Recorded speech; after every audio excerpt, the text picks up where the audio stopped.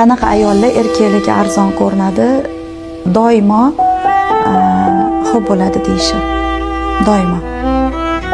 Rozi bo'lishi, xo'p bo'ladi deyishi. Doimo.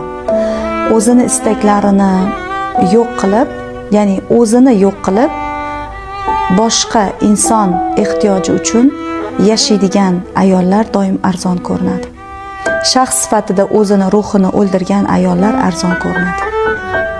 Chunki inson borki, nafs va hirs to'qnashadi.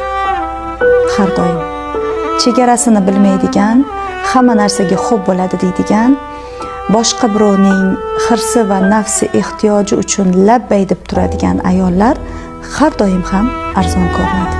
Ayol kishi turmush o'rtog'iga itoatni ham chegarasi bor, xo'p bo'ladini ham chegarasi bor. Bir erkak ayolini toqatidan ortiq narsalarga majbur qilishida ayol xo'p bo'ladi deya olmaydi.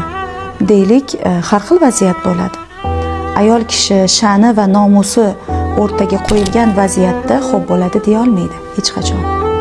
Sha'nini, nomusini himoyasida, ayollik fitratini himoyasida har doim ayol kishi yo'q degan javobni bera olishi kerak.